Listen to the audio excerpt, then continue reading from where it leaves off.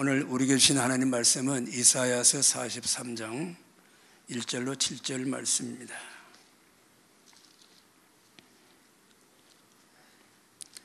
이사야서 43장 1절로 7절 말씀. 다 찾으셨으면 1절로 7절 말씀을 우리 한 목소리로 함께 봉독을 하겠습니다. 야곱아, 너를 창조하신 여호와께서 지금 말씀하시느니라. 이스라엘아, 너를 지으신 이가 말씀하시느니라. 너는 두려워하지 말라. 내가 너를 구속하였고 내가 너를 지명하여 불렀나니 너는 내 것이라. 내가 물 가운데로 지날 때에 내가 너와 함께할 것이라. 강을 건널 때에 물이 너를 침몰하지 못할 것이며 내가 불 가운데로 지날 때에도 타지도 아니할 것이요 불꽃이 너를 사르지도 못하리니 대전하는 여호와 내 하나님이요 이스라엘의 거룩한 이요 내 구원자임이라.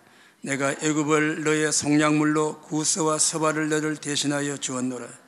내가 내 눈에 보배롭고 존귀하며 내가 너를 사랑하였은즉 내가 내 대신 사람을 내어주며 백성들이 내 생명을 대신하리니 두려워하지 말라. 내가 너와 함께하여 내 자손을 동쪽에서부터 오게 하며 서쪽에서부터 너를 모을 것이며 내가 북쪽에게 이르기를 내놓으라.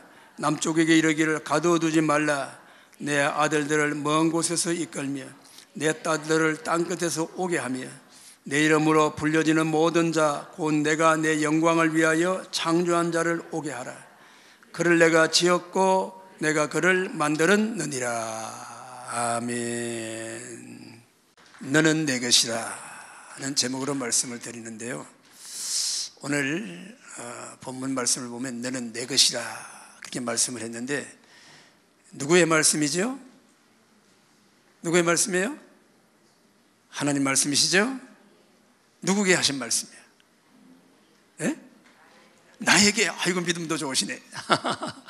여기 오늘 본문에는 야곱아 이스라엘아 그렇게 말씀하셨어요. 야곱은 옛사람 이름이고 이스라엘은 새사람 이름이에요. 영적 사람 이름입니다. 야곱아 이스라엘아, 지금 말씀하시느니라. 지금 말씀하시는데 지금 누구에게 말씀하시죠? 나에게 하신 말씀. 나에게 하신 말씀으로 받으시기를 축원합니다. 그래요. 하나님은 천지 만물을 창조하신 전능자이십니다. 그 중에 우리 인간도 하나님 만드셨어요. 사람을 만드실 때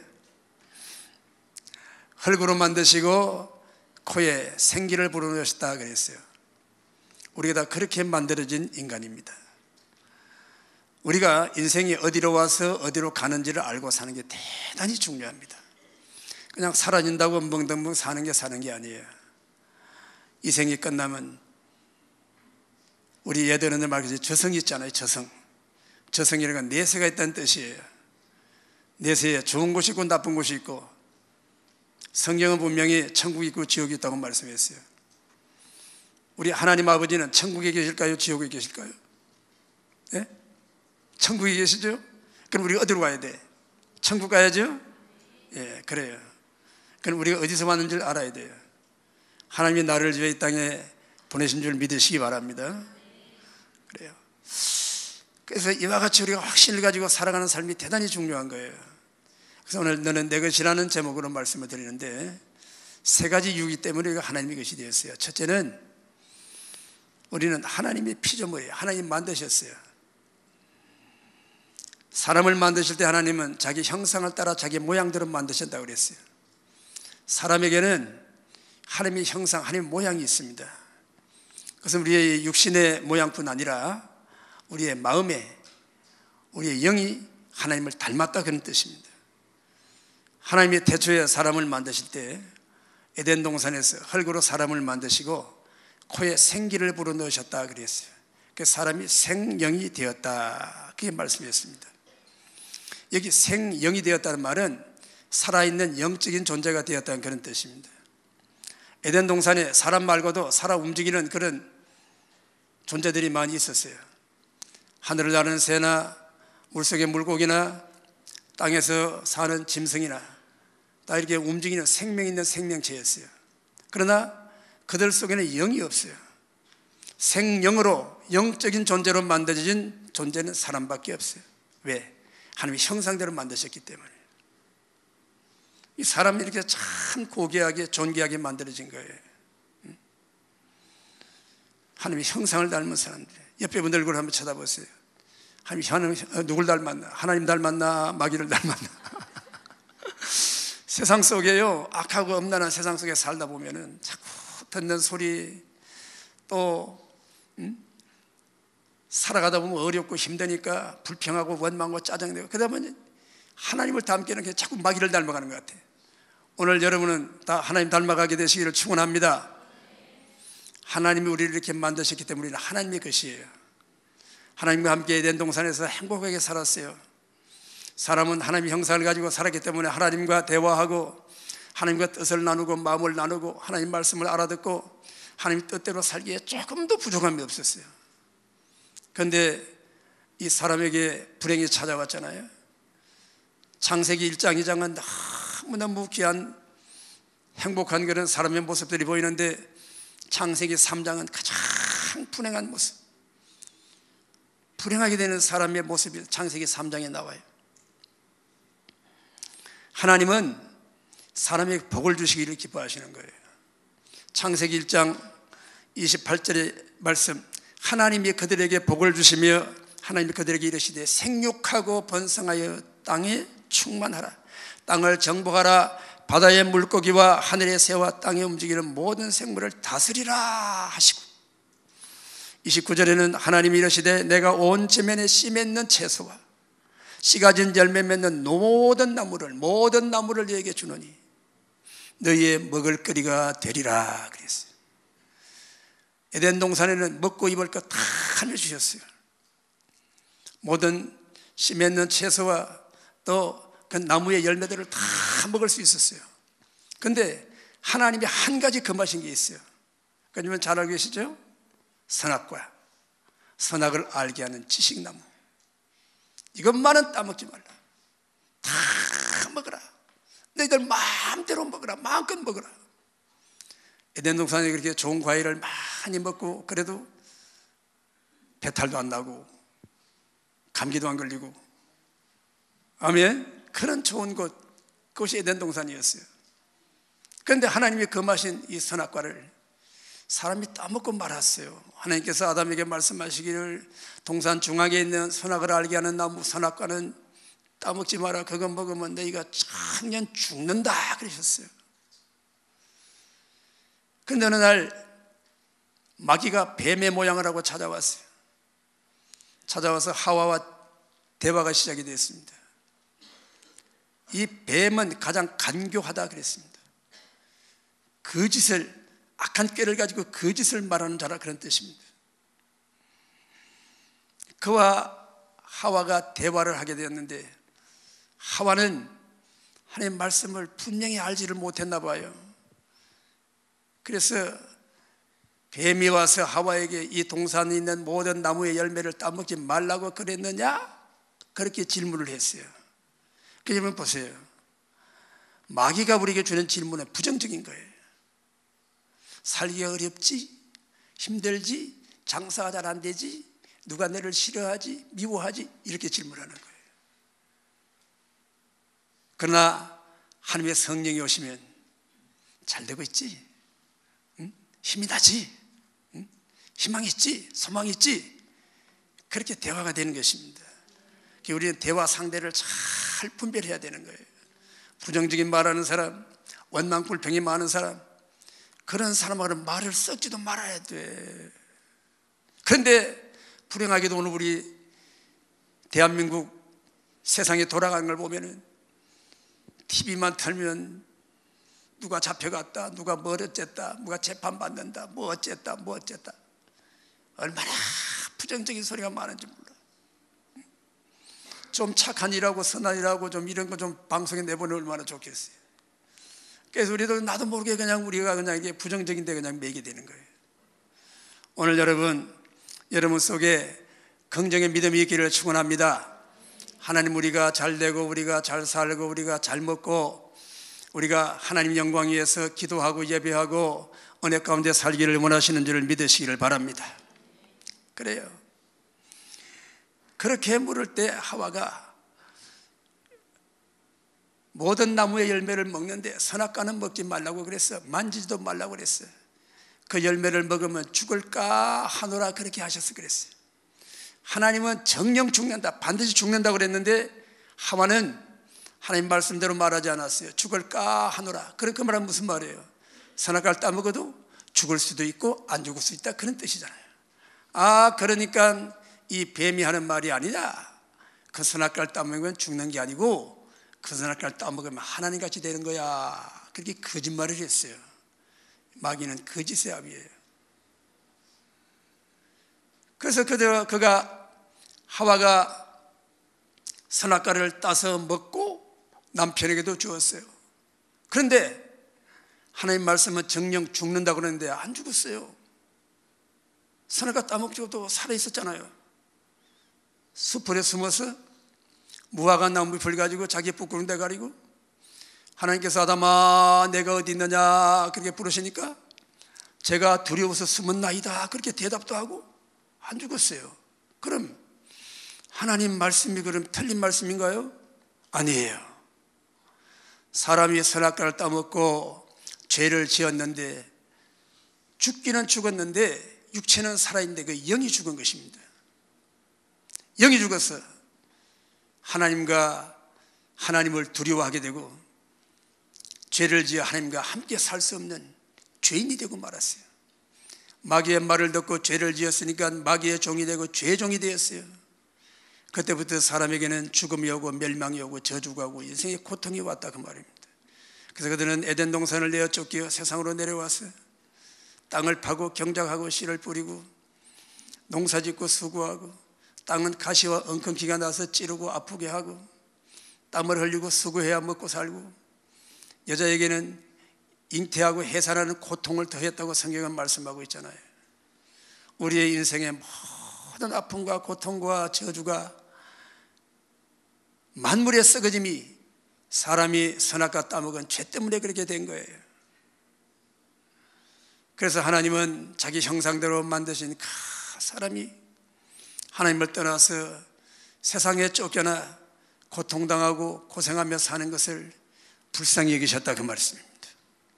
그래서 하나님께서는 창세기 3장 15절 말씀에 뱀을 저주하시면서 하신 말씀이 너와 여자가 원수가 되고 너의 후손과 여자의 후손이 원수가 된다. 여자의 후손이 오셔서 너의 머리를 깨뜨릴 것이다. 너는 그의 발꿈치를 상하게 할 것이다. 이 여자의 후손에 오시는 분은 바로 예수님을 말씀하는 거예요. 그들이 죄를 짓고 영이 죽어서 하나님과 단절되어서 멸망과 저주 가운데 떨어졌지만 하나님은 그 즉시 그들을 사랑하시고 그들을 구원하실 계획을 가지고 여자의 후손 메시아가 오실 것을 말씀하신 줄 믿으시기 바랍니다. 왜요? 하나님은 자기 것을 아줘버리지 아니하시고 자기 것을 지키시고 아끼시고 사랑하시고 보존하시고 그를 통해 영광을 받으시기 원하신 줄 믿으시길 바랍니다. 할렐루야. 두 번째로 이렇게 죄를 짓고 세상으로 쫓겨난 영혼과 영혼이 멸망과 저주에 처한 마귀의 종이 된 인생들을 그래도 하나님은 사랑하셔서 구원하시려고 예수님을 이 세상에 보내시고 죄 없으신 예수님 의로운 피를 흘려 우리의 모든 죄를 용서하심으로 그분을 믿고 영접하는 자를 구원하여 자녀로 삼으신 것입니다. 예수님은 원래 하늘 보좌에 계시던 하나님이십니다.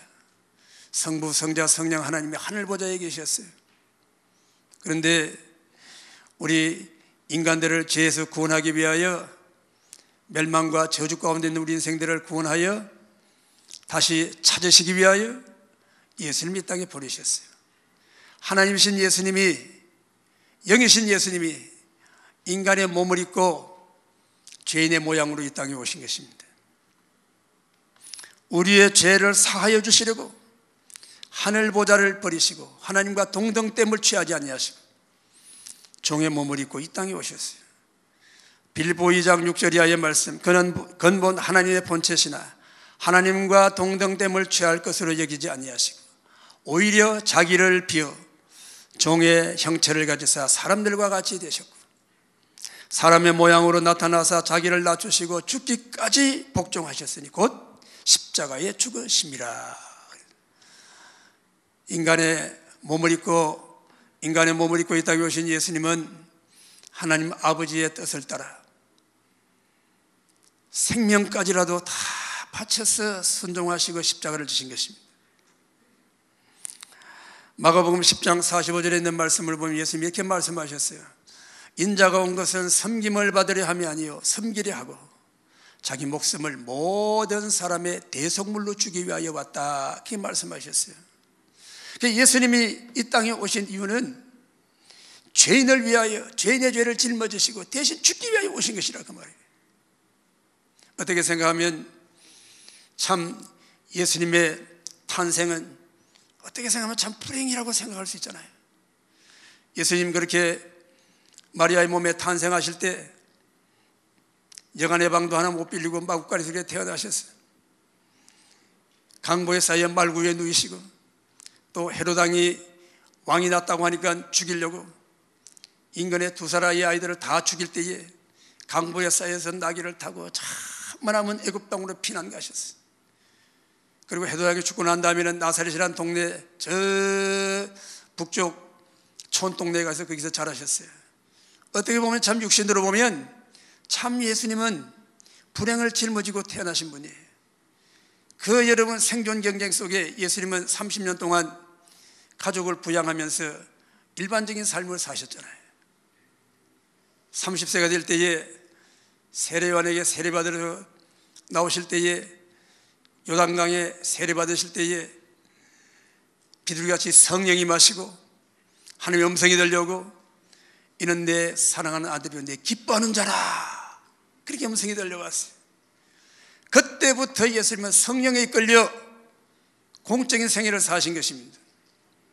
이렇게 성령으로 비둘기같이 임하여 성령으로 임하신 그 예수님, 성령이 예수님을 이끄시고 먼저 가신 곳이 어디예요? 유대 광야 빈들로 예수님이 이끄신 거예요. 사람도 살지 않고 삭막한 그 광야, 낮에는 햇볕이 뜨겁고 밤에는 그렇게 추운 그 지형도 험하고 아주 사람이 살 수 없는 가장 열악한 환경 속에 예수님은 40일을 금식하고 기도하신 거예요. 그때 악마 사탄이 찾아와서 예수님을 유혹했잖아요. 돌 가지고 떡을 만들어 먹으라고 그러고 성전 꼭대기 데리고 올라가서 뛰어내려 보라고 그러고 천하만국 영광을 보여주며 내게 절하면 다 준다고 그랬잖아요. 그런데 예수님은 신명기에 있는 말씀으로 그 악한 마귀 사탄을 물리치셨어요. 그리고 병든 자하고 쳐주고 죽은 자 살려주고 하나님의 나라 복음을 전했습니다. 그런데 자기 동족인 유대인들이 끝까지 따라다니면서 예수님 말꼬리를 잡고 하는 일을 가로막고 자기들과 뜻이 맞지 않고 생각이 맞지 않다고 결국은 예수님을 죄인으로 몰아서 십자가에 피 흘려 죽게 하는, 동족의 손에 넘겨 가장 참혹한 형벌을 당하는 이런 죽음을 당하신 분이 바로 예수님이 것입니다. 예수님은 죄 없이 죽으셨어요. 예수님은 힘이 없어 죽으신 게 아니에요. 제자들이 예수님의 죽으심을 말립니다. 베드로는 적극적인 사람이라 예수님을 잡으러 이 대제사장 또 이런 그 종들이 와서 예수님을 잡으려고 할 때 칼을 빼어들고 휘둘렸잖아요. 그래서 예수님은 칼을 거두게 가지고 이것까지 참으라고 하시고 그 십자가를 짊어지신 것입니다. 피를 흘려 십자가에 죽으신 것입니다. 그 죽으심이 인류의 죄를 위한 죽으심이요 저와 여러분을 대신하여 죽으심인 줄 믿으시기 바랍니다. 이것이 믿어져야 진짜 예수님을 믿는 거예요. 기도하면 응답받는다, 뭐 예수님은 축복받는다, 뭐 하나님이 지혜를 주신다, 다 좋아요. 기도하면 응답받는다, 다 좋아요. 그러나 주님 예수님이 날 위하여 내 죄 때문에 죽었다고 하는 이것이 믿어지지 않으면 진짜 믿는 자가 아니에요. 이것이 믿음의 핵심인 것입니다. 그 피로 값을 주고 우리를 사신 거예요. 구약시대는 하나님 율법을 주셨어요. 율법은 하라 하지 말라는 명령이에요. 하지 말라는 짓을 해도 벌을 받고 해야 할 일을 하지 않아도 벌을 받아. 이래도 걸리고 저래도 걸리는 거예요. 그 율법에 걸리지 않을 사람이 한 사람도 없는 거예요. 그래서 성경은 모든 사람이 죄를 범하였으며 하나님의 영광을 이루지 못하고 의인은 없나니 한 사람은 없다고 성경 말씀하고 있어요. 그래서 구약시대는 죄를 지으면 멸망받고 저주받아야 되는데, 지옥 가야 되는데, 그래도 하나님이 그 백성을 사랑하셨어요. 제사라고 하는 제도를 주셨잖아요. 죄 지은 사람이 하나님이 지정한 정결한 짐승을 끌고 와서 머리에다가 안수하고 자기 죄를 고백합니다. 나는 이런 나쁜 마음을 가지고 나는 친구를 욕하고 남을 속여서 나는 거짓말하고 나는 이렇게 나쁜 짓을 이렇게 많이 했습니다. 그러면 그 짐승이, 제물이 그 사람이 머리에 손을 얹고 기도한 그 죄를 다 짊어지고 그 사람이 죄 때문에 죽어야 되는데 그 짐승이 대신 죽는 거예요. 칼로 목을 푹 찔러 피를 다 쏟고, 제물은 가죽을 벗기우고 각을 떠서 토막토막 제단에 올려서 불살라 제사를 드리는 것입니다. 그러면 하나님은 그 향기를 흠양하셨다고 그랬어요. 여러분, 짐승이 타는 고기 냄새가 이렇게 좋아서 하나님이 그 고기 냄새를 맡으셨겠어요? 아니지요. 그 짐승이 제사의 제물로 올려서 불탈 때에 그 사랑하는 자녀의 죄가 타는 그 냄새, 그것이 하나님께는 향기로 올라가게 된 것입니다. 이와 같이 짐승이 죽어서 그 사람의 죄를 대신함 같이 예수님이 자기 몸으로 우리 죄를 짊어지시고 대신 죽으심으로 인류의 죄를, 저와 여러분의 죄를 다 사하셨다는 거예요. 이것이 믿어지게 되시기를 축원합니다. 율법이 요구하는 요구를 다 이루어 주신 거예요.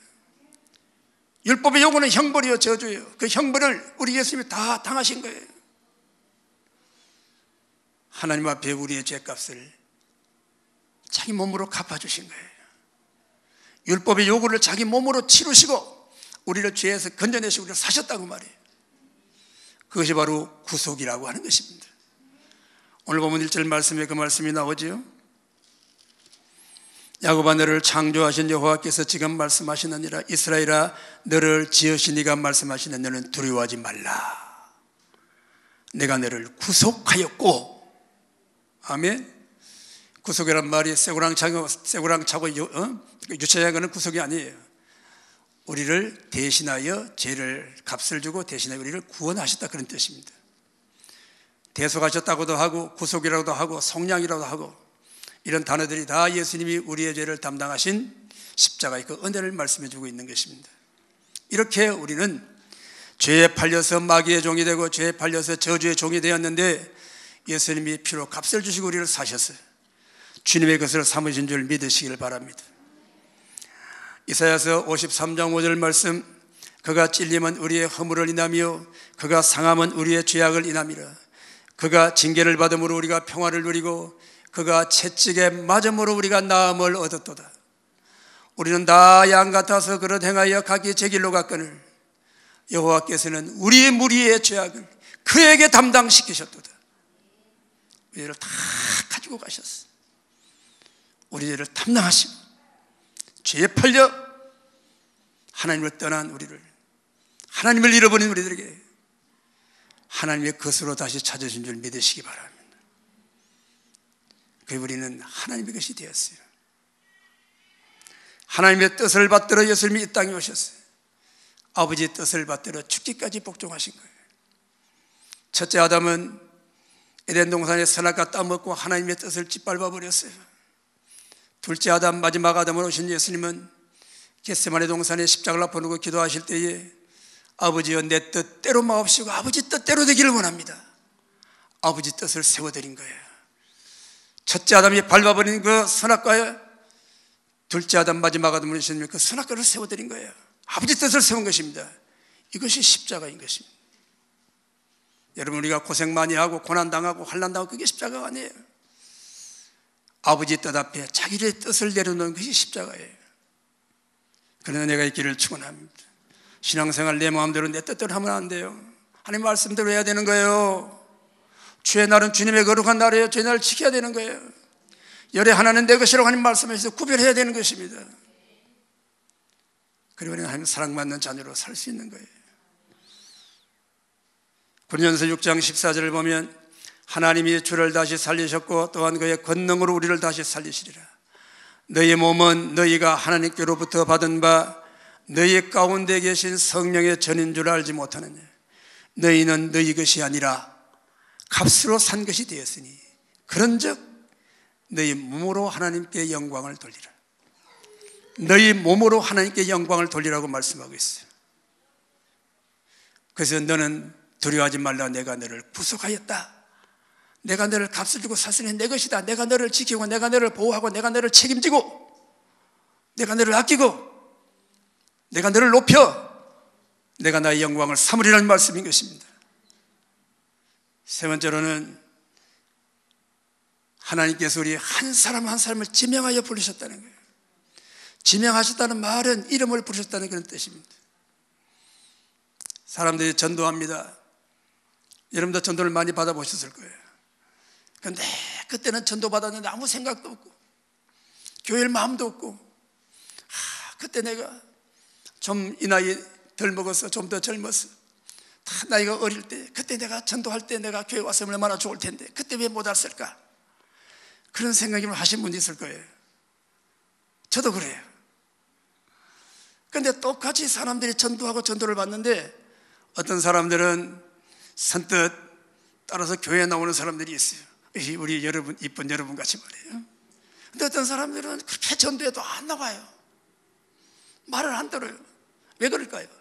그럼 어떤 사람은 전도를 잘하니까 그 사람이 교회 오고 어떤 사람은 전도를 잘 못해서 교회 안 올까요? 물론 뭐 그런 경우도 거기 있겠지만 그러나 실상은 그렇지 않아요. 우리가 하나님 말씀을 듣고 전도를 받을 때 우리 안에 성령님이 우리 마음을 감동하시는 거예요. 그 말씀을 들을 때 말씀을 깨달아지게 하고 그 말씀의 감동으로 내가 죄인이구나, 내가 이렇게 살다가는 지옥까지 이런 마음이 생기게 하신다고 말이에요. 그런데 이 성령의 역사하심을 그대로 받아들이고 순종하고 그 말씀대로 섬기는 하나님을 섬기는 사람이 있는가 하면 그런 마음이 와도 그런 감동이 와도 무시해버리는 거예요.